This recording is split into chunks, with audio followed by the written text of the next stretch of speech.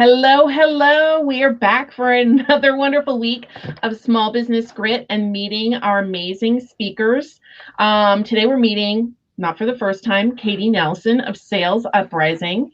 She is going to be speaking at Sales Circus. Actually, she was, I think, the inspiration for Sales Circus. She was like, why are you talking about six figures if you're not talking about sales? And Jennifer and I were both like, duh.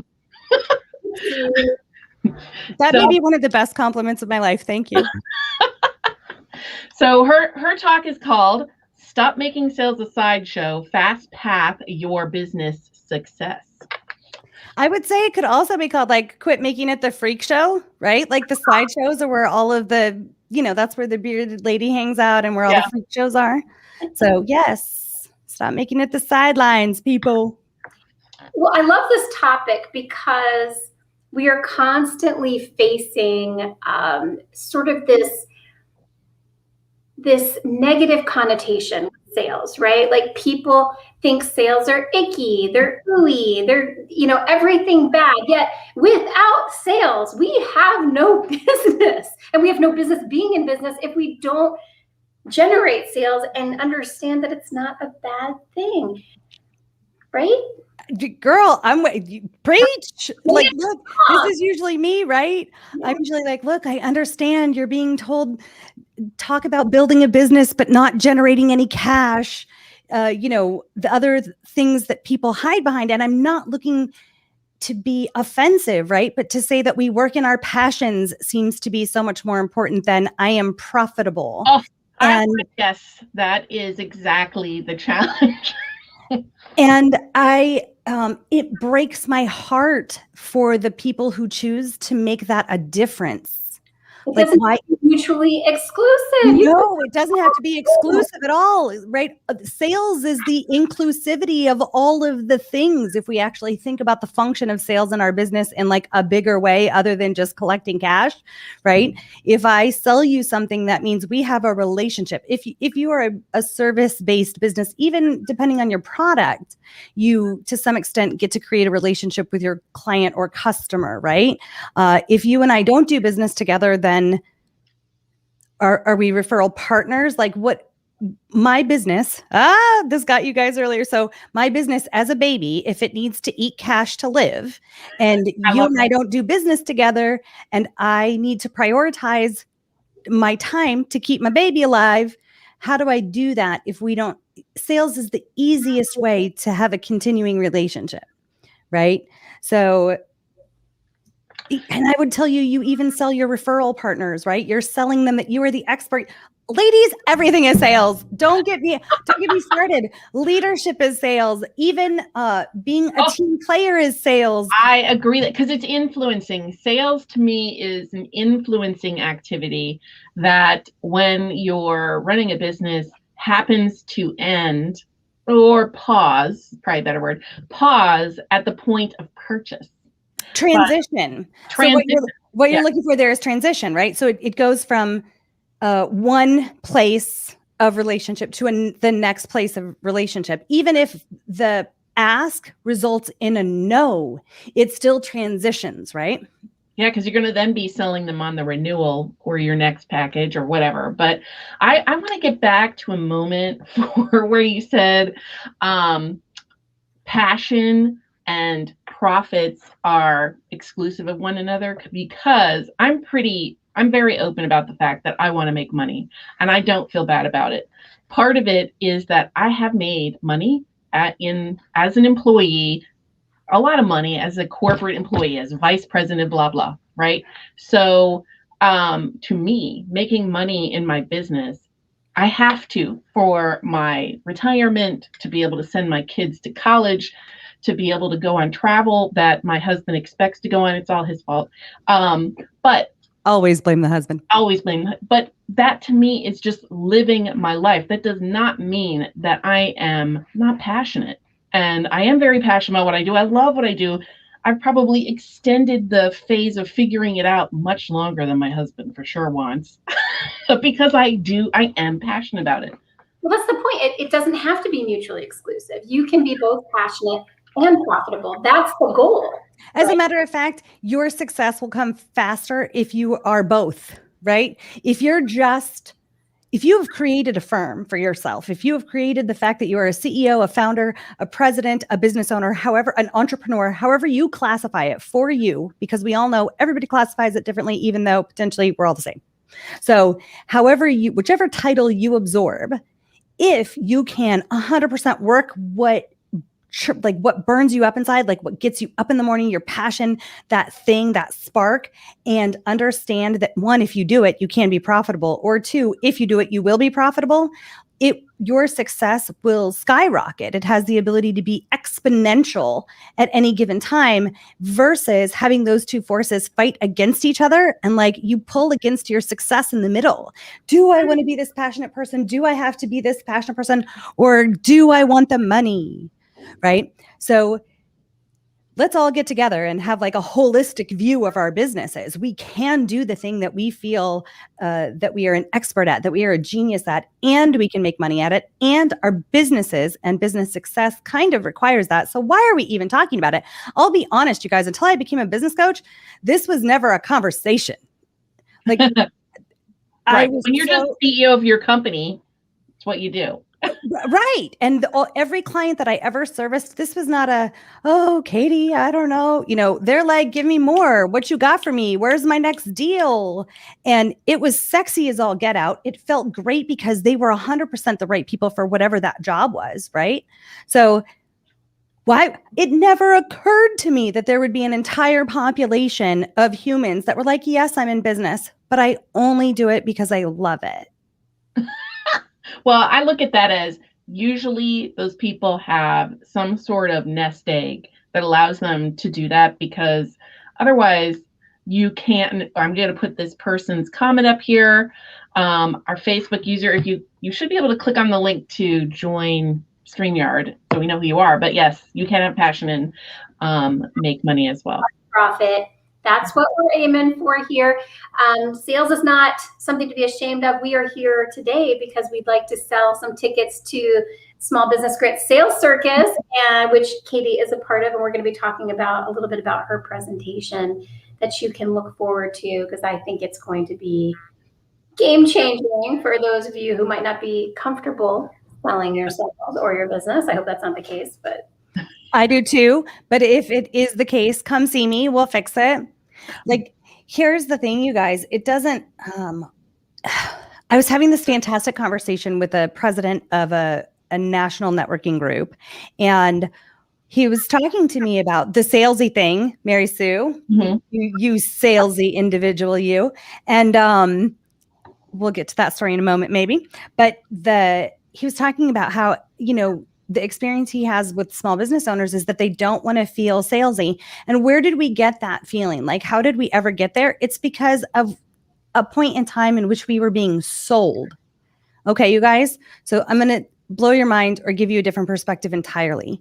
The people who are salesy love their life. They make a fat paycheck or check from their business because people buy from them. Their target market expects that, knows what it is, signs up for it, and says yes for it. That doesn't have to be you. There gets to be a whole rainbow of fruit flavors of how things are sold, right? If not only that, but can you imagine entering into a conversation and saying, so before we get started in the sales conversation, what I'm really going to need to understand is, what do you consider salesy? Do you consider it salesy when I just talk about what I offer? Do you consider it salesy when I'm just telling you who I am and I get excited about it? Do you consider it salesy when I ask you questions that you may or may not be comfortable answering? Like or is it when we talk about money? What's salesy for you? Because if at any given point in time you get 50 people in a room, you'll get 50 different answers. Yes, I agree. I will tell you, salesy for me is when there's a lot of the bro marketing model. I was going to say, if you don't use the word marketing, Mary Sue, then you and I are going to arm wrestle, because I think salesy is 100% a marketing thing. Every time I feel like somebody is being salesy, it has to do with their marketing. It doesn't have to do with any sales conversation ever. Yes, because they're promoting, like, 10x your business, blah, blah, blah. Like all the amazing things that you could be doing with the product. To me, sales is the consultative conversation about what's your problem, how do you solve it, and can we do it together? But like that's the sale. The marketing is something totally different. I would tell you that the sale is actually when they say yes. Right. But the part right before that, which is the present, right? So, and you and I, we've all had, the three of us have had these conversations and I love them. So we'll just walk through it really quick, right? So if we take a sales funnel from like the most simplest form, right? You've got your leads at the top. The leads at the top are where marketing has its baton handed over to sales, right? So you've got these leads in various stages of qualification. The next step down, once it's passed off to the sales function of the business, is to qualify those leads again. Verify that marketing did its job, right? Trust, but verify that they did what they said they were going to do and hand you beautiful, sexy, qualified leads. Once you get all of those answers, you know exactly the answers they're looking for when you present the solution that you offer to their problem and how they're going to feel when they work with you, right? And that's what Mary Sue's talking about, is all of that part. And then once you ask them for the business and they say, hell yeah, man, I can't stand the thought of not having you in my life and having, this given to me. The yes is the sale, right? Right. But all of that is the relationship. And all of that can happen multiple times. And none of that should happen the first time you meet someone, right? So the other thing about the concept of salesy and what we see so often is when you go to a networking group and someone immediately is on you and they're like, oh my gosh, let me tell you all about me and what I do. And don't you want that? That's pushy. That is way too pushy. I haven't even said I had a problem yet. Why are we talking about this? Do I look like I have that problem? Now I have a whole different set of problems because now somebody thought I needed this thing that it didn't even occur to me that I needed, right? Yes. But yeah, so salesy for me, I think it's really, really funny that salesy, and I'd like to point out that I'm pretty sure salesy is a term that marketing coined. So we're talking about this. Okay, so can we wrap this up a little bit with Mary Sue was recently called salesy. And I know this because she Facebook messaged me and said, I was called salesy and it's really bothering me. And my first reaction was like, well, I think that it's a compliment. Only because I know Mary Sue enough to know that, she's not, I don't know, salesy in a negative way. I think it's in a very positive way, if you want to use that word. So, but it surprised me because it was something that came from another business owner. And I know it was a negative connotation for her to say that. And then it just it sparked a whole conversation about, oh my gosh, like another business owner calling you salesy, like telling you that it's not okay to talk about your ambition, like your goals, and for them to be revenue driven. That really, it really hurt my small business heart. So here is the things, right? So a couple things I heard. If you guys were listening, what Jennifer just said is every small business should be concerned about their revenue, right? We should all be, if we own a business, we should be revenue driven.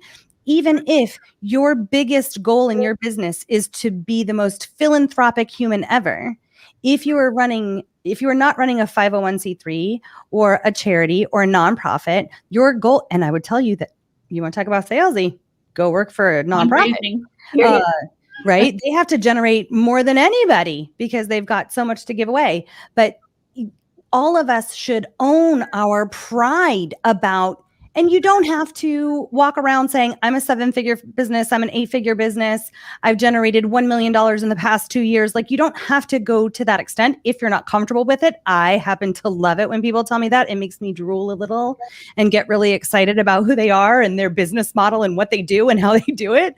I understand not everybody's like that. But it should be embraced amongst the small business community that we sell. We know how to sell. We love selling because what that means ultimately is that I have something to offer you.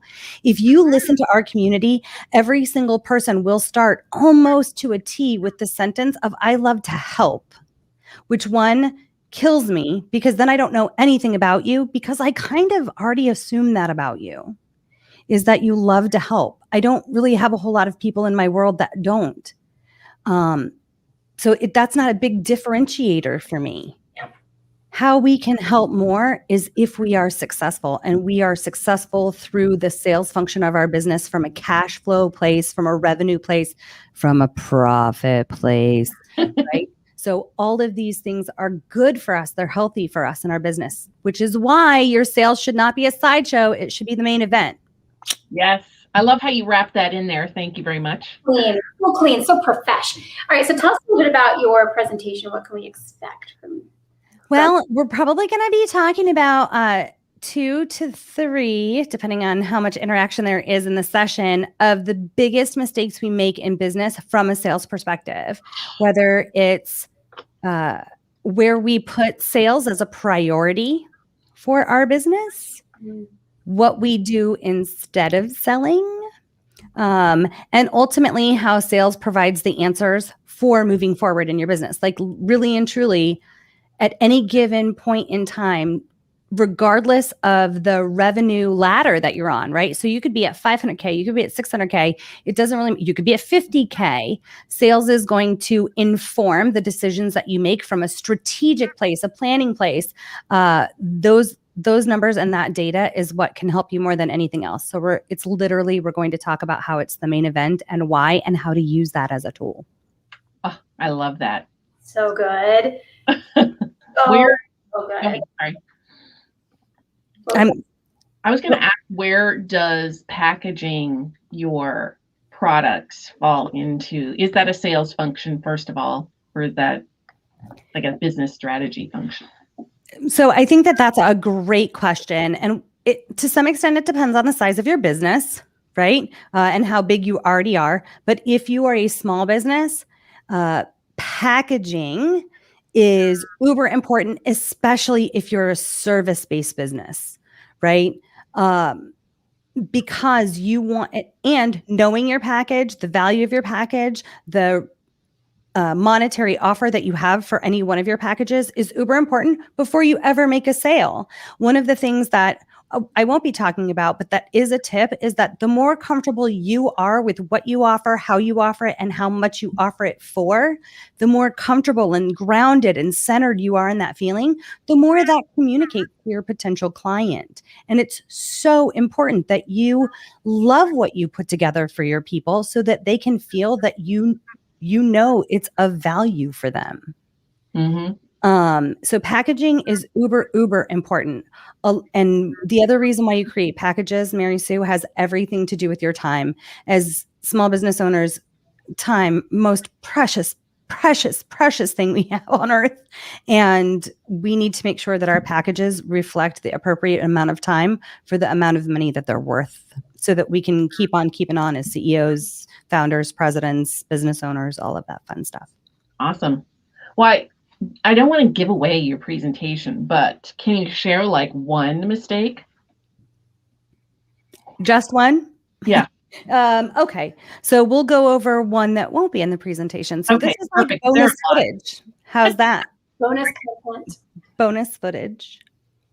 So one of the biggest mistakes that business owners make in sales is to go through the entire process of qualifying, presenting, and creating know, like, and trust and rapport, and never asking for the business. Oh, yes.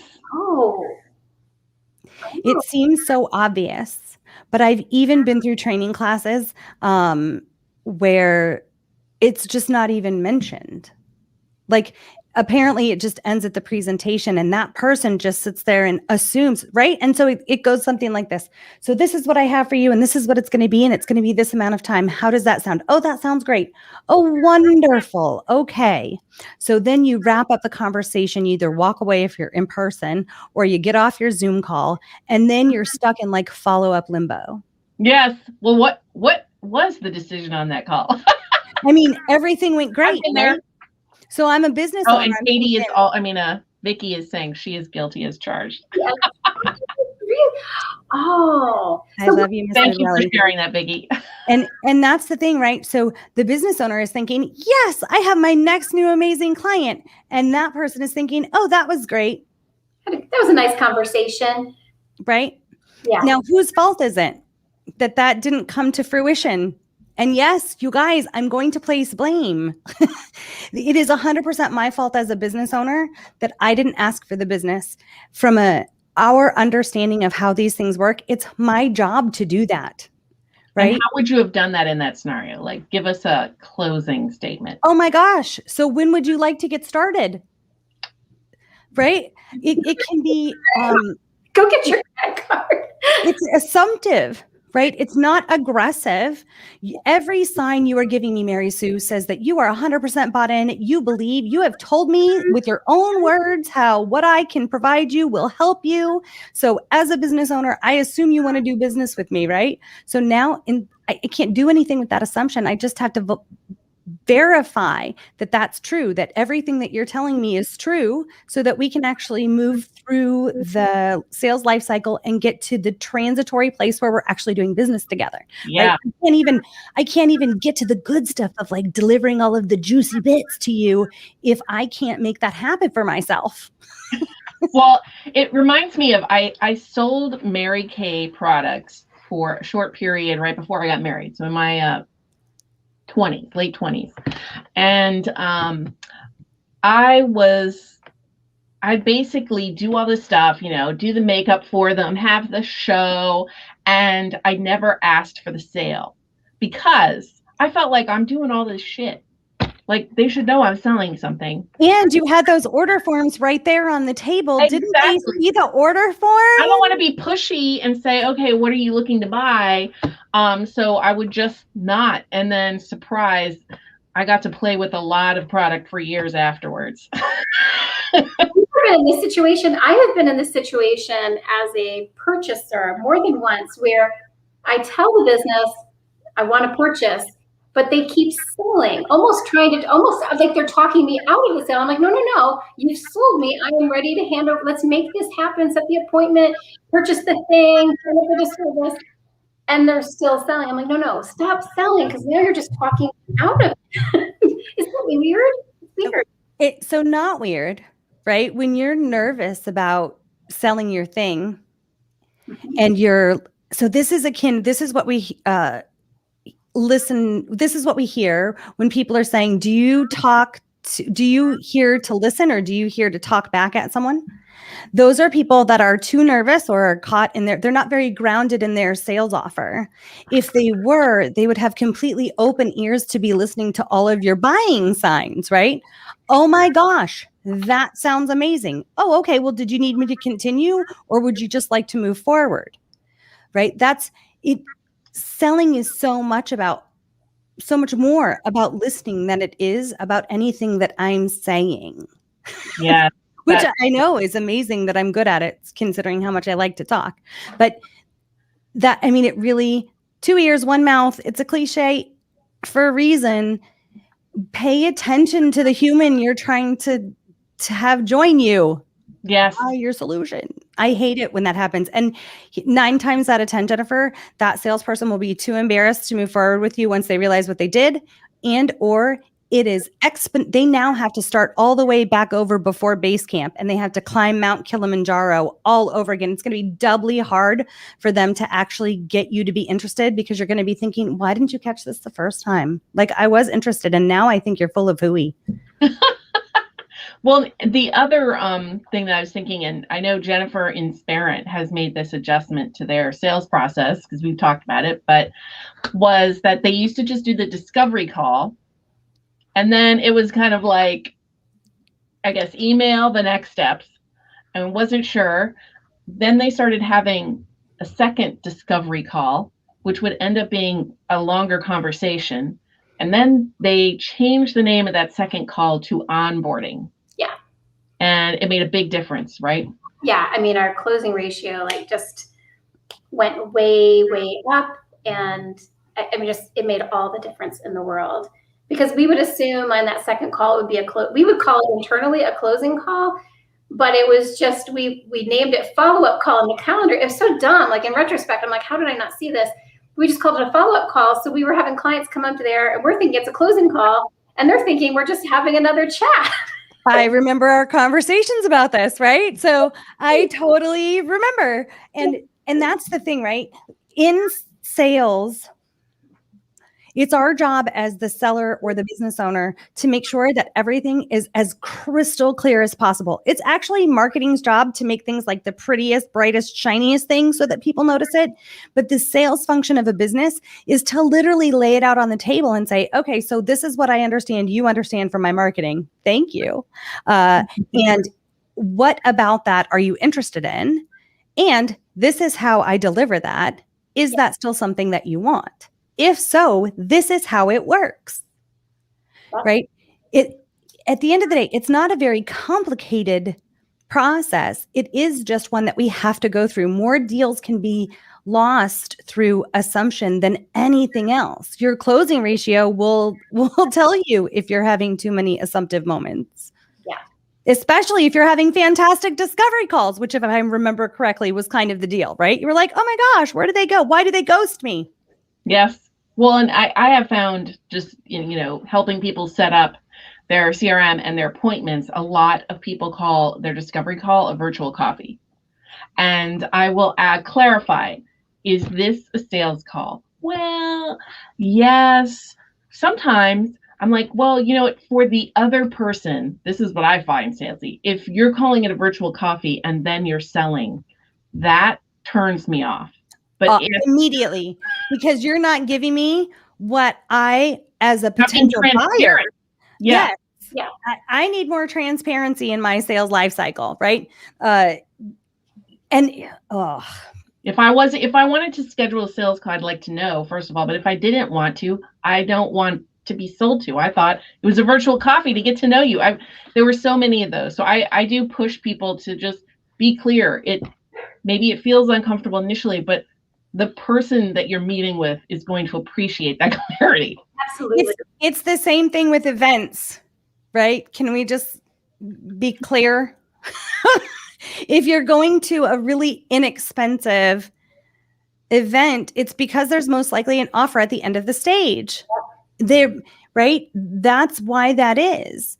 There's another potential thing to buy. Like that's just how it works. And it's not a big secret, but so many people fall into that trap and go, oh my gosh, I went to an event and then they try to sell me something at the end. I hated that. Yeah. Well, what did you think this was? Like, how do you think people make a living? They sell stuff. Like, that's what I also get, right? I get very confused by that. Yes. Well, I also wanted to mention your upcoming event that you have coming, which is, I love the name, Show Me the Money. Clarity in marketing. And Sales Circus would be another one. Very clear as to what that's going to be. I love that. So I am attending the Show Me the Money because I have packages right now and I'm in the process of revamping them because, and I'm going to go back to the beginning of this conversation, I am passionate about serving female business owners, which I call micro business owners. So they're solopreneur to like 10 employees. So I want my packages to be affordable to that community. So I'm not doing it by undervaluing it. I'm doing it by offering packaging that meets the needs and is affordable. So that's what I'm looking forward to in your Show Me the Money. Thank you. Is feedback on that. I love this particular workshop. It is about making more money in your business month over month over month and what that looks like and how that can be done. And it's literally like the math of where we go wrong and then how to build it so that it's right. Right. And it's one of my absolute favorite things to deliver. It's a jam-packed 4-hour session. This one will be held on February 26th from noon to 4 p.m. Eastern, right on Zoom. And I think that the Sales Circus and Sales Uprising are actually doing like a group package. Yeah. But I think we've given so much away on this particular call that you guys should be on the lookout on your Facebook and email to see what that's going to be. Exactly. Yeah, it'll be pretty special.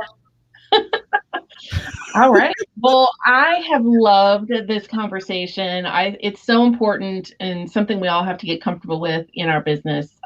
It's almost like a rite of passage that you move from being uncomfortable with it and feeling like it's yucky to knowing it is just the lifeblood. I love it when my clients are like, yep, I went from absolutely hating sales to loving being the number one salesperson for my business. I'm going to take myself on a trip to see Molly Rulin there in Costa Rica for my next sales celebration. Thank you, Molly. Molly, for moving someplace amazing and living, your dreams, because it's inspirational. And also I like having friends in cool places. So who doesn't? In case I ever get out of my cocoon, my pandemic cocoon. So we're going to close up. Wanted to just restate. Katie has an awesome program, Show Me the Money, February 26th. We also, Small Business Grit has a networking event on 23rd, which we're calling Turbo Networking. We'll put all these links in the chats of, on the social media platform. And then if you haven't already, come to Sales Circus. Katie is one of 10 amazing speakers, is going to really up-level the way that you think about how you sell, what you sell, and just increasing the revenue overall of your business so that you can serve those people you're most passionate about. We've got some really creative, interactive, and collaborative events coming up, as well as some challenges so it's going to be very action-packed, literally action-packed throughout the week. So people always are like, you're crazy for doing a week-long event. No, you're crazy for not coming. Love it. I agree with that, actually. All right. Well, thank you, ladies. And thank you, Mary Sue. Thank you, Jennifer. Thanks, everybody.